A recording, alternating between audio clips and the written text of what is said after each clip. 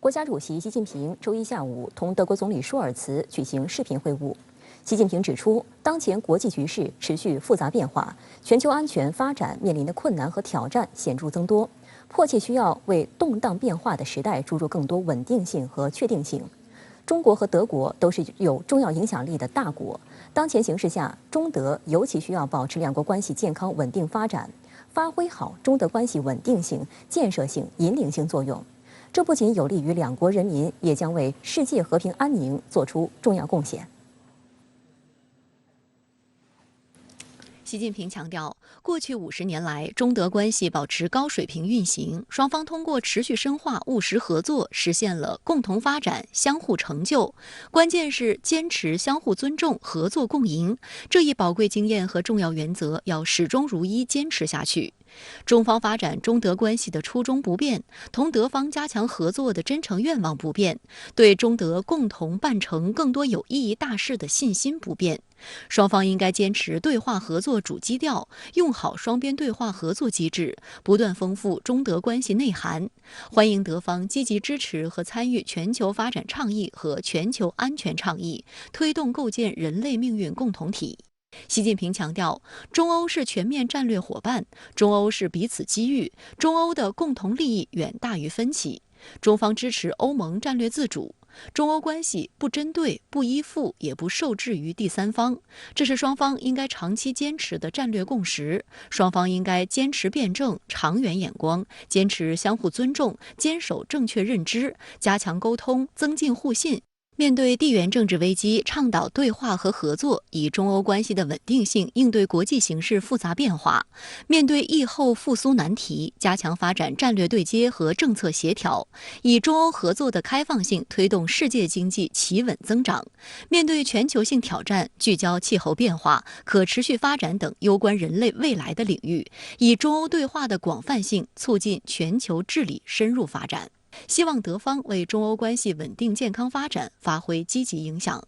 舒尔茨表示，近年来德中关系发展非常好，双方应传承良好传统，持续推进两国关系良好发展势头。两国领导人还就乌克兰局势深入坦诚地交换了意见。习近平强调，中方始终站在和平一边，从事情本身的是非曲直出发，独立自主做出判断，并一直在以自己的方式劝和促谈，推动局势降温。乌克兰危机将欧洲安全再次推到关键十字路口，要全力避免冲突激化、扩大化，导致不可收拾的局面。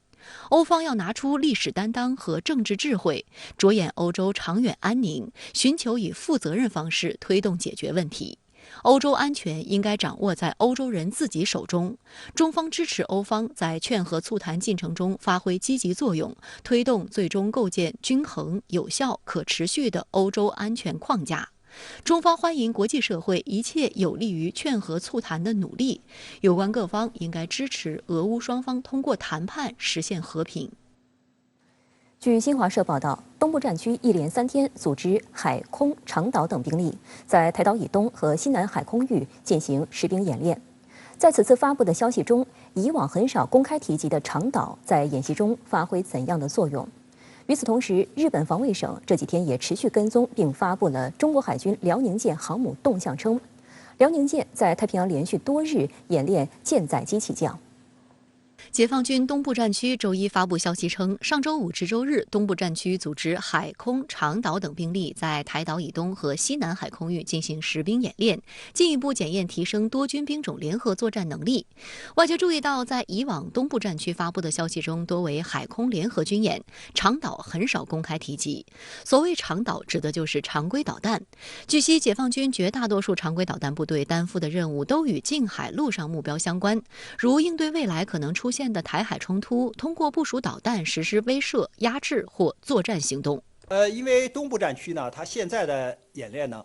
大家一定是注意到这个它的联合性，就是不但有水面的舰艇，有空中的飞机，还有陆地上的这些支援，包括我们讲的大家可能看不见的电磁空间里边的这种演习，所以说明它的这种演习呢，正在向合成化、联合化进行发展。另外，东部战区此次实兵演练的地点也备受关注，位于台岛以东和西南海空域。这个区域既靠近台湾的东部和南部，同时呢，也是一个重要的海上通道，就是38海峡、巴士海峡、巴布岩海峡和巴林塘海峡离得也比较近啊，这是公共的区域。我们解放军在这高演习，说明我们是有这种能力啊和信心维护我们这种权益的。因为我们知道，这个在最近一段时间里边，台独分裂势力还是比较猖獗的。那解放军在它的这个相关的周边进行相关的这种演习，特别是有针对性的演习，我觉得就是对台独分裂势力的一种具体的震慑。央视正午国防军事周一报道，近日东部战区海军航空兵某旅组织了一场复杂气象条件下后半夜飞行训练，提升飞行员全天候作战能力。编队在穿越云层过程中，受气流影响，战机出现颠簸现象，较厚的云层甚至出现降雨。保持高度，2码。在机组人员和塔台配合下，飞机编队顺利抵达任务空域后，空战对抗、模拟攻击、仪表特技等多个科目随即展开。数小时后，完成第一批夜间训练的战机陆续返航。经过检查补给，战机再次升空训练。为了应对各种交织的难点，我们在地面做好了充分的研究和预想预测，保证了任务的稳妥实施。近2个多月以来，东部战区在东海等海域已连续多次举行演练。3月底，东部战区海军某驱逐舰支队、扬州舰、淄博舰组成舰艇编队，奔赴东海某海域开展实兵实弹演练。4月15号，东部战区出动驱护舰、轰炸机、歼击机等力量，在东海当面和台岛周边海空域组织多军兵种联合战备警巡，并展开对海、突击等科目演练。当时，东部战区新闻发言人施毅陆军大校强调，此次行动是针对近期美在台湾问题上频频释放错误信号而组织的。时事评论员曹卫东向深圳卫视记者介绍，中国海军实兵演练的频次越来越密集，除了演练各种实战战术战法外，也显示了大力推进战训耦合。耦合一词用在作战和训练的关系上，反映的是二者的紧密关联性、相互影响性、互为差异性，体现的是战训一致要求，具体落位是仗怎么打，兵就怎么练。它的这个频度和它的这种联合演练的这种形式，说明了就是我们东部战区的这些部队正在准备未来的军事行动。因为未来的军事行动呢，它是信息化条件下的行动，那一定是联合的、体系的。它的频度的增加，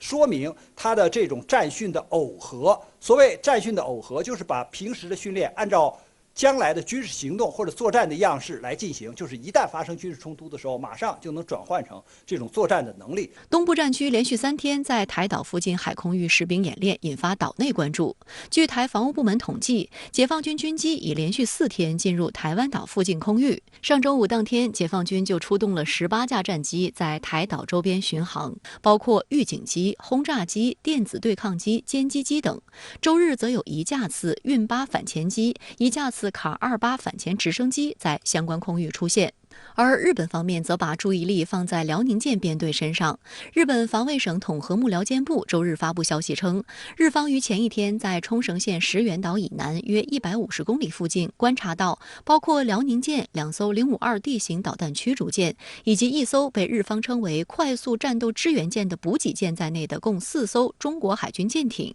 从东京时间上午9点左右至下午7点左右，日方还观察到辽宁舰起降舰载歼15战机、直9直升机。这是自上周2以来，辽宁舰连续5天被日方观察到舰载机起降。通报还称，同前几日一样，日本航空自卫队派遣战斗机紧急升空进行应对，海上自卫队派出准航母出云号进行监视。上周2，据海军新闻发言人高秀成海军大校介绍，日前中国海军组织辽宁舰航母编队在西太平洋海域进行远海实战化训练，这是海军根据年度工作计划组织的一次例行性训练，旨在提高履行使命能力，符合相关国际法和国际实践，不针对任何一方。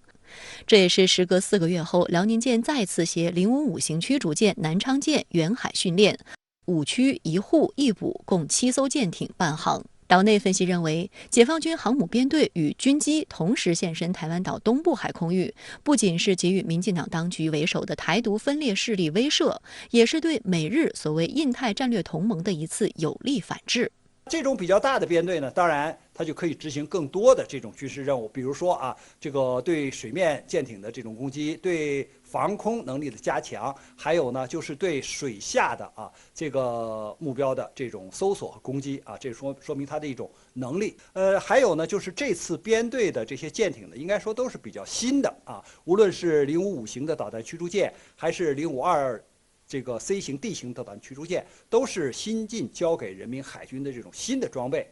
那这个新的装备呢，在人民海军的这个行列里边呢，已经形成了战斗力，因为它毕竟是执行远海的这种训练嘛，是人民海军走向远海，特别是执行这种就是近海防御与远海护卫的这种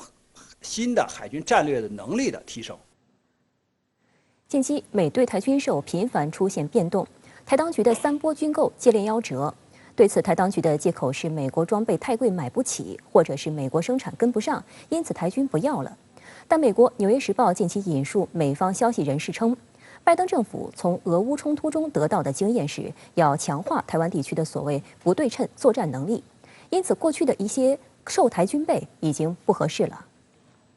台湾中时新闻网周一报道，继台陆军 M109A6 自行火炮及海军采购反潜直升机2单军售案被美国政府打回票后，台军方消息来源透露，有意向美采购6架 E-2D 先进鹰眼空中预警机，但美方态度保留，极可能拒售。台媒分析称，台空军有意强化侦搜预警能力，规划采购 E-2D 先进鹰眼预警机取代现有的 E-2K 预警机，计划于2023年度开始编列预算。据了解 ，E-2D 预警机对台售价高达每架13.3亿美元，是美军采购价的几乎6.5倍。台防务部门负责人邱国正就认为 ，E-2D 预警机价格过高。美国出售武器给台湾，决定的权利是在美国，不是台湾想买什么就可以买得到。那美国就是我刚刚讲，它国内有好几股力量在竞争，现在卖给台湾的武器有些要改变。那些武器都是川普时候决定的，所以现在拜登认为说，我干嘛帮你买上？我合约我就不签了，不签就没有了。所以这个所谓的 M109A6就这个问题。据台媒此前报道，台当局计划向美方采购12架海军 MH602 反潜直升机，以及 M109A6 自行火炮案相继喊停。但美国《纽约时报》上周六援引美方以及台湾地区9位消息人士称，拜登政府不仅没有收紧对台军售，反而正默默地向台当局施压，要求台当局购买有助于击退所谓进攻的美制武器，而不是一般用于常规战场的武器。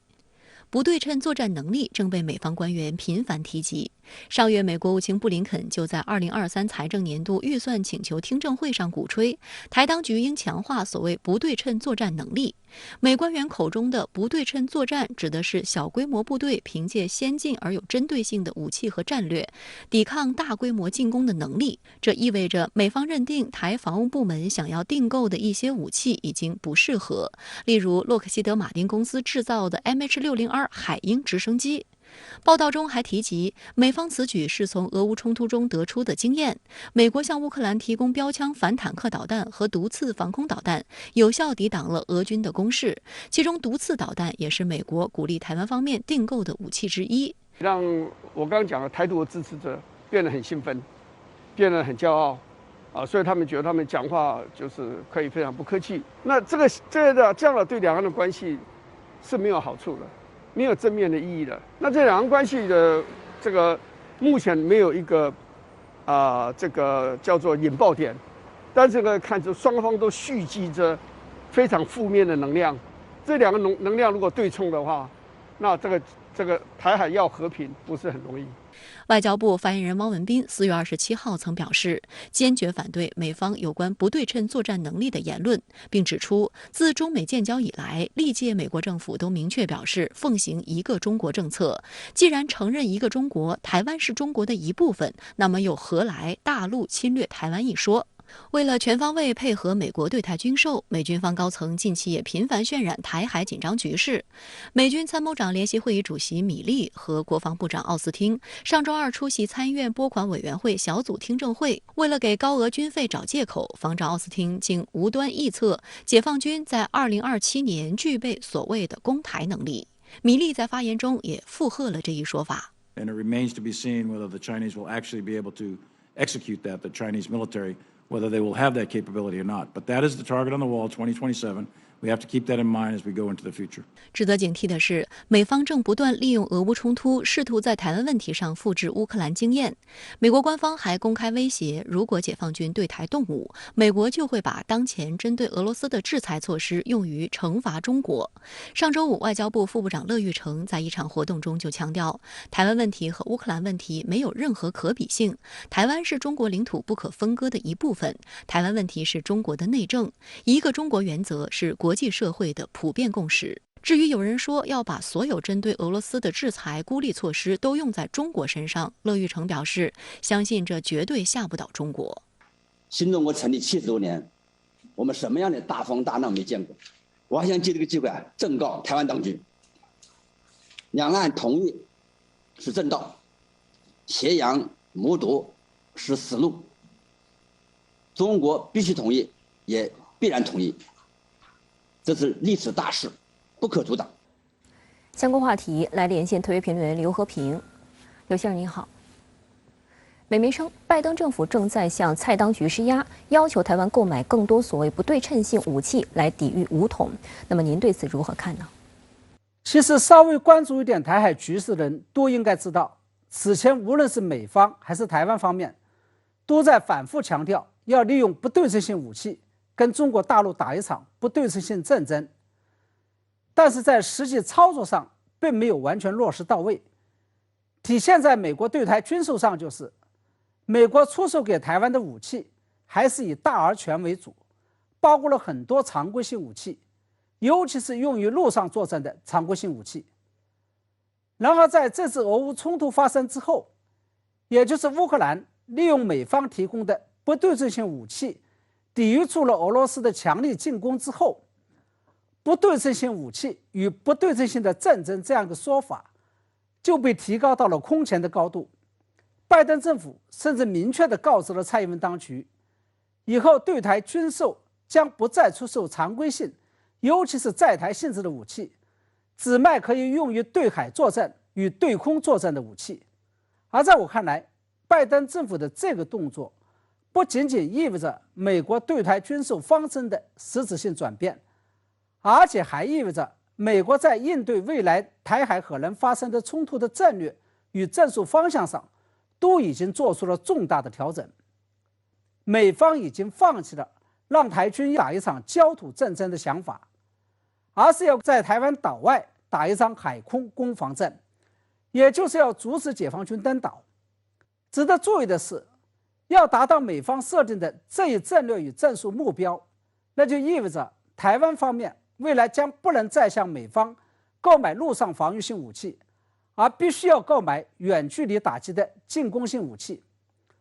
我想这应该就是美国参议员卢比奥推出所谓名为以实力促进台湾和平的议案，要求美国修改与台湾关系法，转而向台湾当局出售进攻性武器的原因。如果美方改变所谓对台军售方针，您觉得这会带来哪些影响？美方对台会卖或不卖哪些武器呢？什么是对称性武器，什么是不对称性武器，全部都要由美方说了算，蔡英文当局毫无发言权。那么根据美方为台湾军方制定的决战海空与决战岛外的大原则，我认为美国对台军售将会在这么几个方面做出具体的调整。第一个是那些用于陆上作战的，包括 M1A2 主战坦克以及用于近距离打击的 MH-60R 海鹰直升机，未来都不会卖给台湾了。还有原先准备卖给台湾的 M109A6 自行火炮将会永久性的撤单，并且被海马斯多管火箭炮系统所取代。因为前者的射程只有区区20-30公里，根本就打不过台湾海峡，而后者的最远射程则高达300公里。第二，为了在海上与空中反制解放军，美国将会出售给台湾大量的空中预警机以及大量的反舰导弹，甚至是为了防止大陆海军利用潜艇封锁台湾海峡，还有可能会出售给台湾一些反潜飞机。第三，为了防止解放军对台军事设施进行远程定点清除，美军将会吸收乌克兰战场上的经验，向台湾出售大量的高性能的、可以精确制导且便于移动的单兵武器，包括毒刺导弹等等。由于这些武器都是高性能的信息化武器，价格肯定会非常的昂贵。这个也就意味着蔡英文当局要再次做好大放血的心理准备了。好的，谢谢刘先生在线与我们分享您的观点，谢谢。香港特区第6任行政长官人选李家超周一展开一系列行程，期间他向媒体解释底线思维，并就欧盟诋毁特区选举制度和选举结果一事表示不认同。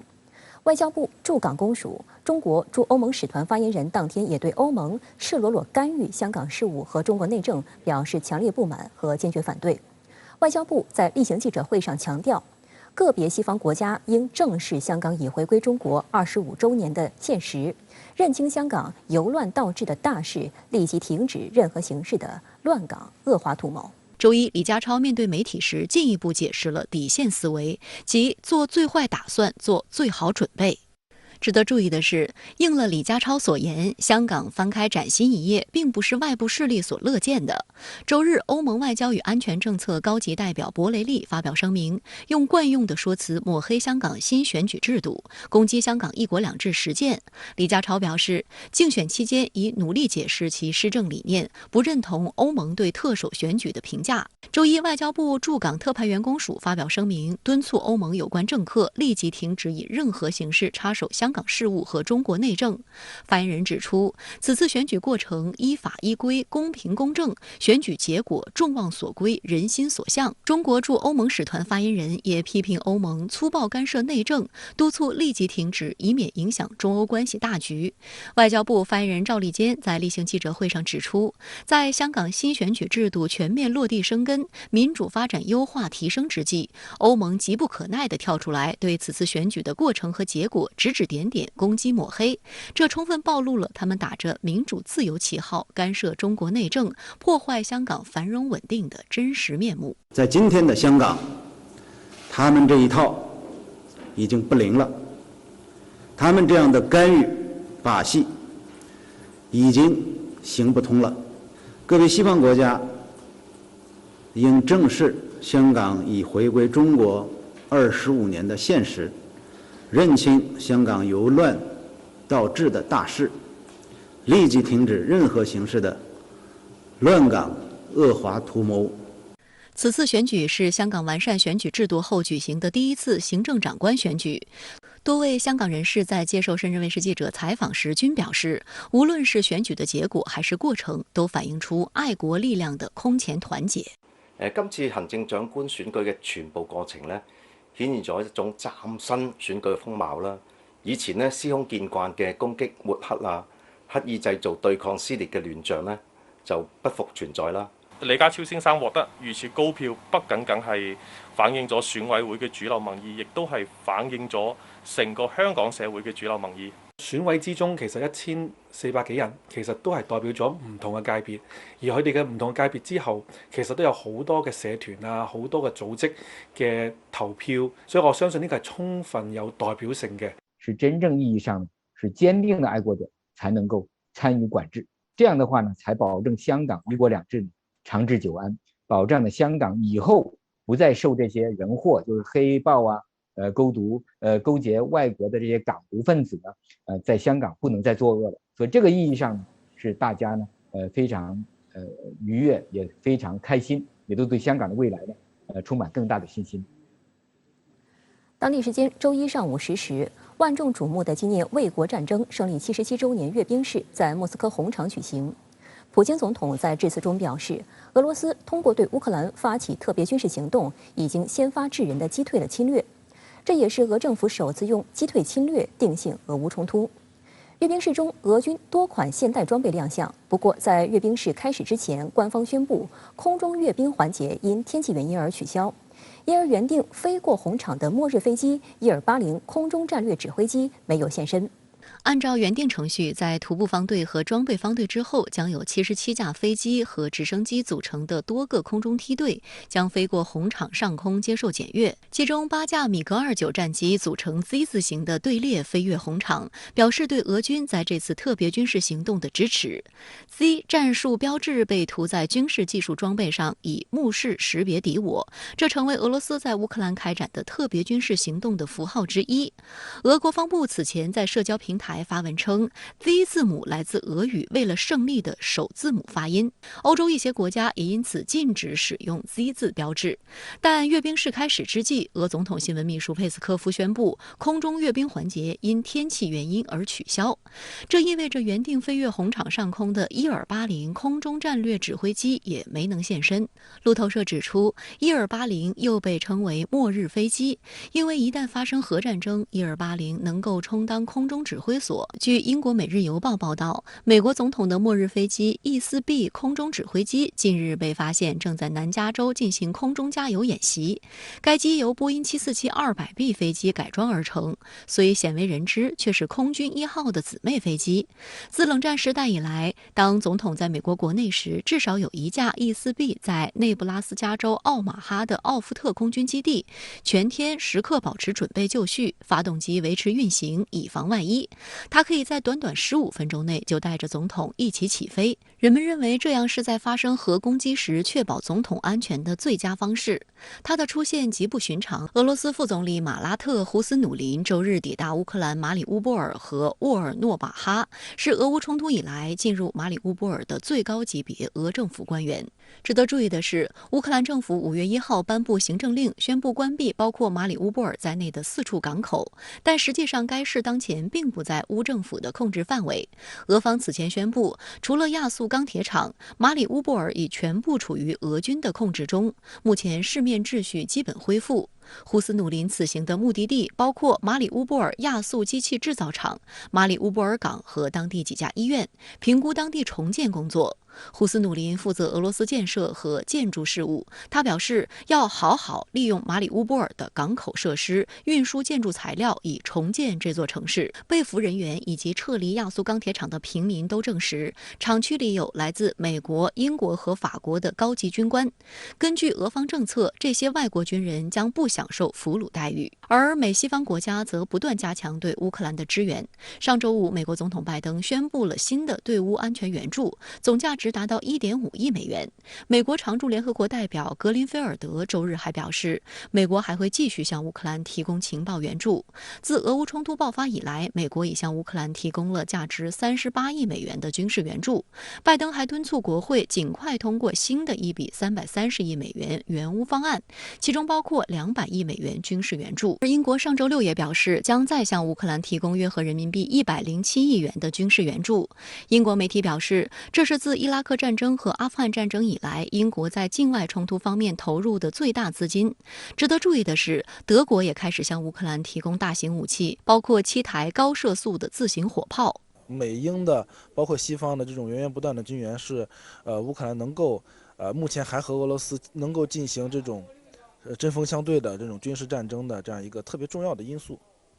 至少说现在的这些军援会让俄乌的这个冲突还会持续一段时间，不会短时间内结束，或者是有一个谈判，甚至双方现在这种接触的可能性都不是特别的大。值得注意的是，基辅在周日分别接待了美国第一夫人吉尔拜登和加拿大总理特鲁多，两人秘而不宣突然到访。吉尔拜登与泽连斯基夫人奥莱娜·泽连斯卡闭门会谈1个小时，并表示美国人民与乌克兰人民站在一起。外界认为，吉尔拜登的到访意味着拜登短期内不会访问乌克兰。加拿大总理特鲁多在会见泽连斯基时表示，要追加援乌措施。他还参加了加拿大驻乌克兰大使馆的重新开馆仪式。从战争开始以来，那么从欧洲的，然后现在是美国的这种高官，而且包括加拿大特鲁多一直这个源源不断的向乌克兰去乌克兰访问。也一方面是体现了这种西方对乌克兰的支持，另外一方面也是向俄罗斯的一个示威。相关话题来连线中国人民大学国际关系学院教授王一维。王先生您好。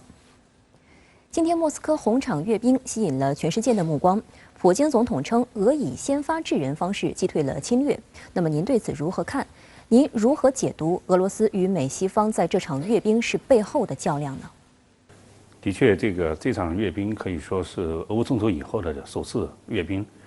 高度关注，尤其是西方的一些媒体。原因呢有3个。第一个呢，他们看这次的阅兵能不能展示一些新型的武器，俄罗斯的实力是不是受到了极大的削弱啊？因为这个俄乌冲突已经持续了2个多月，打得不是很顺利啊。很多人说俄罗斯好像不像想象的那么强大，我们也以为它是军事超级大国。所以呢，这次阅兵能不能够重新找回这样一个超级军事大国的这样一个形象？第二个呢，这次阅兵里边是不是会出现这个俄罗斯在乌克兰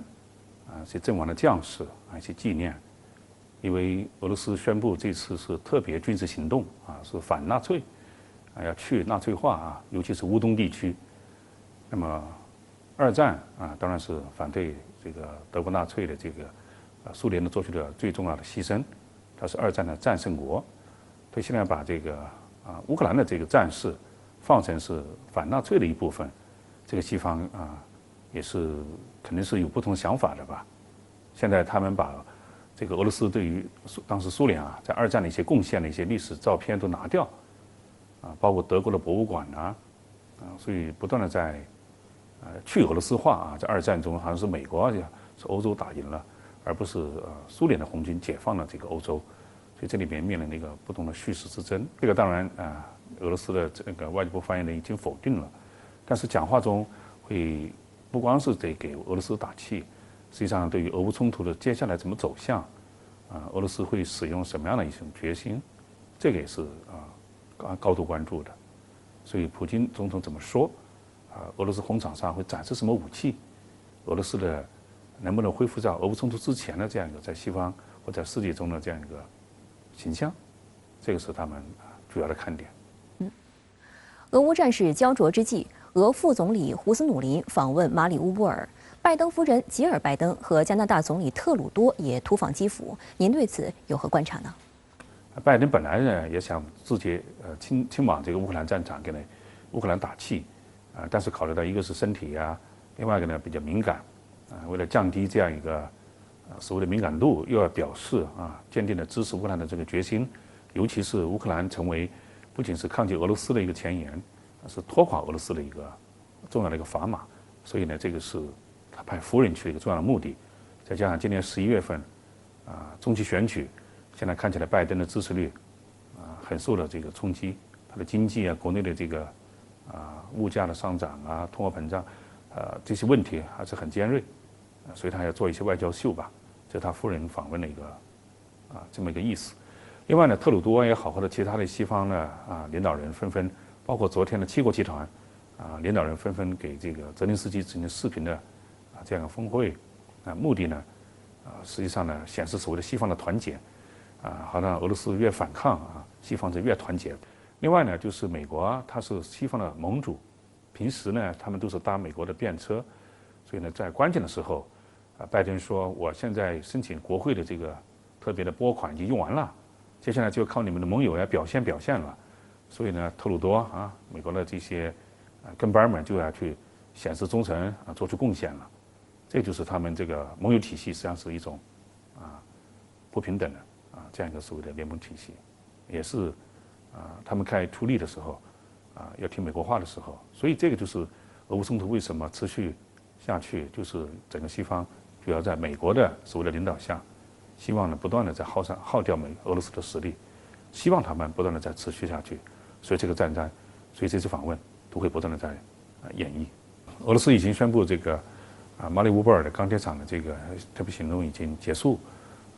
所以他在5月9号这个胜利日来临之前，他也要去可以说慰问这个战场上的这样一些英雄，尤其是乌东地区是俄罗斯人占多数的这样一个地区，所以俄罗斯也是要强调他们对于2战做出的贡献，他们反对的是在乌东地区的这些亚速营啊，这样一些纳粹化的极端化的一些武装实际上是表明它的这样一个战争的性质。好的，谢谢王先生在线与我们分享您的观点，谢谢。菲律宾周一举行大选，投票已于当地时间晚7点结束，目前正在加紧点票中。而外界关注的重头戏总统和副总统选举的初步结果，预计最快在周2凌晨出炉。根据最新的民调结果，菲律宾前总统费迪南德·马克思之子小马克思目前依然领跑，且优势明显。菲律宾媒体普遍认为，这位政治世家后代当选新一任非总统几乎没有悬念。小马克思执政后将大概率延续现总统杜特尔特的对华友好政策，在南海问题上持温和立场。美国媒体甚至酸溜溜地对此表示，菲律宾大选结果将使中国再次成为外部赢家。来看报道。周一清晨6时起，菲律宾全国开放3万多个投票站。为确保投票平稳有序，非政府还调派超过10万名军警维持现场秩序，另有1.2万名警察待命应对突发状况。今天有出去，有经过几个投票站，可以看到这个大排长龙啊，所以可以看出说这一次菲律宾百姓对这个投票率的兴致还是很高的。就是那个投票的出席率统计起来应该会很高。菲律宾大选采取简单多数票胜出原则，票数最高的人当选。本次大选的候选人，不论是人数还是身份，都创下历届纪录。候选人中，除了前总统之子小马克思，还有现任副总统莱尼·罗布雷多，此外还包括拳王帕奎奥和前影星现任马尼拉市长多马戈索等人。但当地媒体普遍认为，大选已经没有悬念。根据4月底的民调，现年65岁的小马克思延续了此前的领先优势，以56%的支持率领跑。而从票站现场情况来看，前来投票的菲律宾民众也大多身穿红色衣服，红色是小马克思的应援色。实际上，现在民众需要的是什么呢？就是这个因为疫情导致的这个民生问题、这个失业问题。那么正好，马克思他打的就是这一张牌，就是民生问题、经济问题。那么他所提出的这些口号的重点，包括了这个基础设施建设，包括了就业等等，这样一些东西正好是民众所需要的。被外界称为邦邦的小马克思来自菲律宾最受争议的家族之一，他的父亲老马克思曾于1965年当选菲律宾总统，非国内对其执政表现评价毁誉参半。支持者称，当时是菲律宾发展的黄金时期，大量医院、文化中心等公共设施得以建成。反对者则批评老马克思的铁腕施政，以及在掌权20年后被控竞选舞弊而被迫下台，不得不带着整个马克思家族流亡美国夏威夷，3年后客死异乡。而小马克思的母亲伊梅尔达一直很活跃，带领家族逐渐重返菲律宾，并重塑马克思家族的政治地位。小马克思曾就读于英国牛津大学和美国宾夕法尼亚大学沃顿商学院，但均未毕业就返回菲律宾从政。依靠家族影响力，23岁就曾在家乡北伊罗戈省担任副省长。2016年大选中，小马克思在副总统竞选中拿下超过1400万票，仅输给最后当选的罗布雷多26万票。菲律宾现在的一般的选民大概只有不到25岁，所以这意思也就是说，这大部分的选民都是在马可思统计之后才出生的。根据小马可思他们内部的调查，他也了解到菲律宾这个年龄的阶层是这样一种情况，所以在6年来可以说他大肆的在经营这个社交媒体除了 Facebook 还有这个 TikTok Twitter 等等。那他的团队非常厉害，请了很多非常杰出的人才，在替他做这个短视频还有一些社交媒体的文案。小马克思的表达能力很一般，也不善于面对公众镜头。在2016年竞选副总统时，被主持人要求回答16个关于菲律宾的常识问题，他只答对了7个。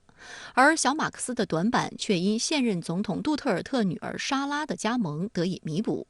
莎拉曾是总统的有力竞逐者，但她却在风头最盛的时候转而投入小马克思的团队，作为他的搭档竞选副总统一职。根据选举规则，菲律宾副总统选举与总统选举分开举行，因此有可能出现正副总统当选人来自不同阵营的状况。不过，莎拉至今仍稳居副总统候选人中民调第1的位置。莎拉作为杜特尔特最喜爱的孩子，自幼任性而独立，在公在私都是一名果断泼辣的女汉子。与小马克思不同，莎拉非常擅长于应对媒体，临场反应也很快，在多场造势活动中表现优异，拥有不少铁粉。小马克思和莎拉宣布联手后，非媒拉普勒首席执行官雷萨曾分析称，杜特尔特在菲律宾南部的受欢迎程度，加上马克思家族在北部的受欢迎程度，将会创造一股强大的力量。在中美博弈的大背景下，菲律宾作为美力推的印太战略中的重要一环，未来领导人对中美的态度也备受外界关注。尽管马克思家族和美国政府有着千丝万缕的联系，但是非媒普遍认为，马克思与美国的联系已经是过去式了。菲律宾资深媒体人黄栋兴向深圳卫视分析认为，美政府数次背叛马克思家族，导致小马克思心灰意冷，非美关系预计不会有进一步进展。可以说，小马可思对美国人是心感痛绝。当然，我们也看到，就是传统上，菲律宾跟美国有这个经济同盟的关系，军方大部分是倾向于美国的。菲律宾过去的总统，基本上都要跟军方打好关系，他的那个位置才坐得稳。所以我们也意见说，假使小马可思比较亲华。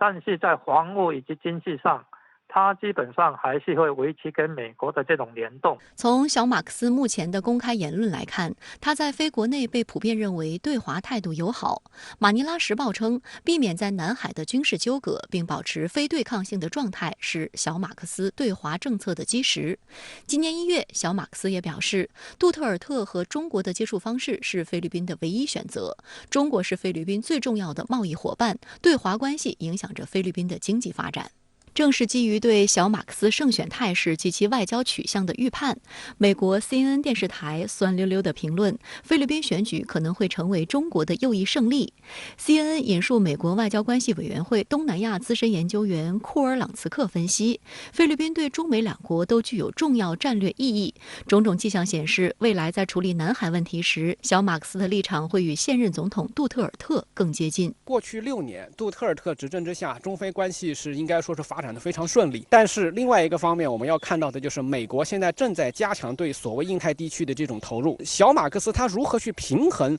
这样一种来自美国的压力，也是重大的挑战。但是我们注意到一点，尽管在这次竞选之中，反对派一直在炒作所谓的南海问题，但是我们看到小马克思的支持率到现在仍然是最高的。也就是说，其实在民众层面，大家可能并不关心菲律宾在美国之间选边站这样一些所谓的战略性的问题。所以说，从这个意义上来讲的话，这个小马克思如果未来执政，他的这个政策的空间性是很大的。